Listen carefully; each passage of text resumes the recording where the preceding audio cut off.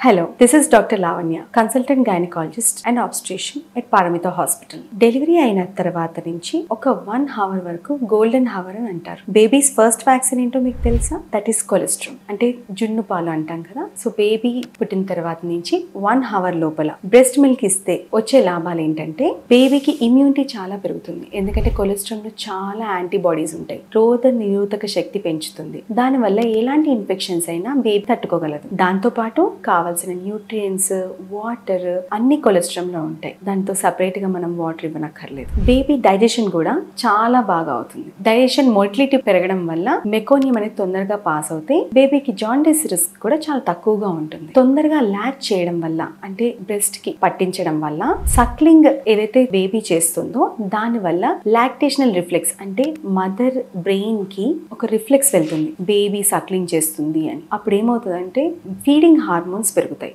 Oxytocin అనే natural hormone release అవ్వడం, prolactin hormone action start అవ్వడం, ఇలాంటివన్నీ జరిగి బేబీకి ఇంకా ఎక్కువ పాలు వచ్చేటట్టుగా మన బాడీ తయారవుతుంది. దీనివల్ల లాక్టేషనల్ రిఫ్లెక్స్ తొందరగా వస్తుంది. మదర్ కి బాండింగ్ పెరుగుతుంది బేబీ మీద.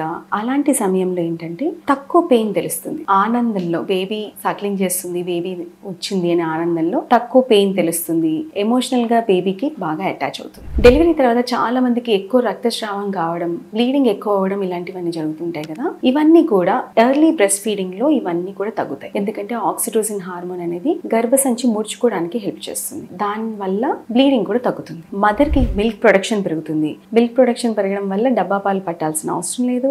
బేబీకి ఇన్ఫెక్షన్స్ రిస్క్ చాలా తగ్గుతుంది. దీనివల్ల బేబీకి ఎప్పుడు పాలు ఇవ్వడం వల్ల, బేబీకి ఎవ్రీ 2 hours ఫీడింగ్ ఇవ్వడం వల్ల ఓవ్యులేషన్ కూడా డిలే అవుతుంది. అంటే it is a natural contraceptive. మీరు మళ్ళీ కాంట్రాసెప్షన్ కోసం వేరే పద్ధతులు చూడనక్కర్లేదు 6 months వరకు. అయితే breast feeding, early breast feeding ఎవరికి వద్దంటాం అనేది చూసుకుంటే, ఒకవేళ బేబీకి రెస్పిరేటరీ డిస్ట్రెస్ కానీ, అంటే ఊపిరి ఆడట్లేదు, ఊపిరి కొంచెం ఎక్కువగా డిస్ట్రెస్ లో ఉంది అన్నప్పుడు అలాంటి వాళ్ళకి ఎర్లీ బ్రెస్ట్ ఫీడింగ్ మనము చేయము. NICలో తీసుకెళ్లి వాళ్ళు ఆ బేబీని మేనేజ్ చేయడం జరుగుతుంది. Thank you.